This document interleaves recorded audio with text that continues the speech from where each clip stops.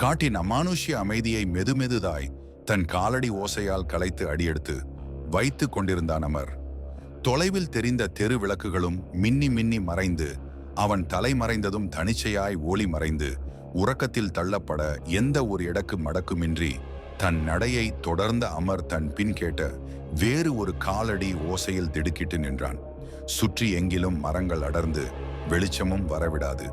இருளை பூசி கொண்டிருக்க நிலவவனோ எப்போதோ தன் வேலையை முடித்து மறுவேளை பார்க்க எதிர் திசையில் சென்றிருந்தான். அமரின் கோழி குண்டு கண்கள் அங்குமிங்கும் நடனமாட தொண்டையில் எச்சிலை கூட்டி விழுங்கியவன் திகில் கலந்த பார்வையை சுற்றி சுழல விட்டு ஓரடி முன்னோக்கி எடுத்து வைத்தான். அவன் பின் முன்பை போலவே மீண்டும் ஒரு காலடி ஓசை தெளிவாய் கேட்க அமரின் இதயத்தில் பயபந்து மெதுமெதுவாய் உருளத் தொடங்கியது. பேய் கதைகளில் உள்ளவை போல் பின் ஒரு சத்தம் கேட்டால், எவனுக்கு தான் பயம் இருக்காது, 1000 தான் இருந்தாலும் அம்மாவின் நடுஜாமத்துல போனா காத்து கருப்பு அண்டிரும் சாமி, காத்தால போய்க்கலாம்யா என்ற சொல்லை மீறி மதுரை வீரன் கணக்காய் வந்தது தவறுதான் என புத்தி முழக்கமிட்டது. இப்போது புலம்பி பிரயோஜனமில்லை என மனம் சத்தமிட வேறு வழி தேடி கண்கள் அலைபாய்ந்த நேரம் அவனின் செவி அருகில் அதிக சத்தத்துடன் அவன் கழுத்தை தீண்டியது அந்த மூச்சு காற்று. ஒரு நொடி கண்களை 4 மீட்டர் அகல விரித்த அமர் மெதுவாய் தலையை மட்டும் திருப்பி பார்க்க கோரமாய் கத்தி கொண்டு அவன் மீது பாய்ந்தது ஒரு திகில் முகம். அம்மா என அலறிக்கொண்டே கீழே விழுந்த அமர் பதறி போய் கண்களை திறக்கவும் அவன் முன்னிருந்த அந்த பயமுறுத்தும் முகம் எங்கோ காணாமல் போயிருந்தது.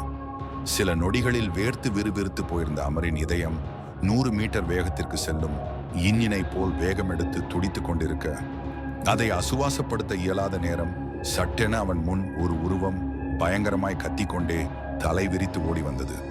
அதை கண்ட அமர் வாயடைத்து உறைந்து நிற்க, அவன் நகரும் முன் அவனை நெருங்கியிருந்த அந்த பயங்கரமான பேய் அவன் கழுத்தை பிடித்து அந்தரத்தில் தூக்க, ஐயோ பேய் என அலறிய அமர் பலத்த சத்தத்துடன் கீழே விழுந்தான். மூச்சு முட்டி கழுத்தில் இருந்த வலியை போக்க கைகளால் தேய்த்தவன் வாயாலும் மூக்காலும் மாற்றி மாற்றி மூச்சு விட்டு எழுந்து நின்றான்.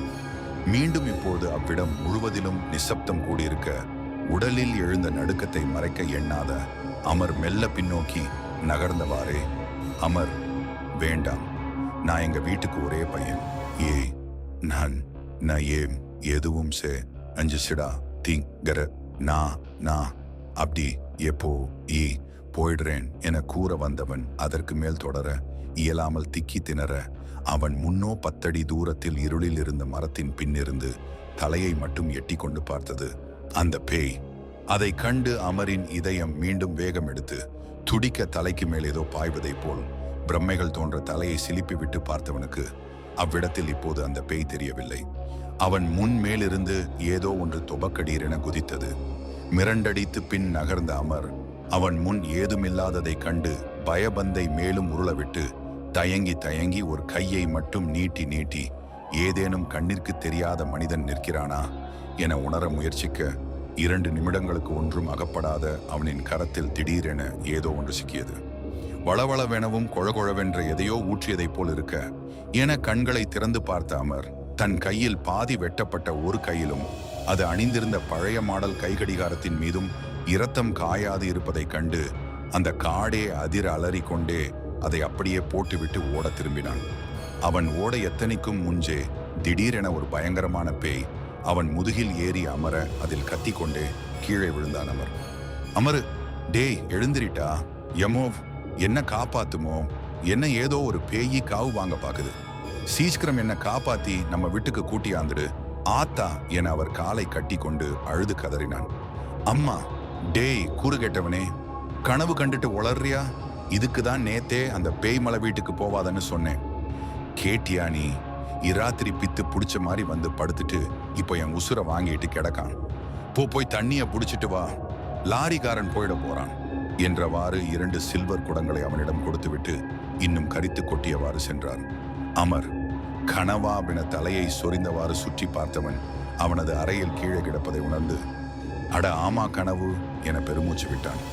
இப்போதே தமிழ்நாட்டின் எல்லைக்கு சென்றிருந்த அமரின் உயிர் அவனிடமே மீண்டு வந்தது. ஏதோ யமதர்மனிடமிருந்தே தப்பியதாய் எண்ணி ஆழ பெருமூச்சை இழுத்து விட்டவன் தன் தாய் கூறியதைப் போலவே குடங்களை எடுத்துக்கொண்டு தண்ணி லாரி அருகில் சென்றான். தண்ணி லாரி அண்ணனும் அமரை கண்டதும் புன்னகைக்க குடத்தை அந்த அண்ணனிடம் கொடுத்தவன் எதர்ச்சையாய் தன் இடது கரத்தை பார்த்துவிட்டு முதுகு சில்ல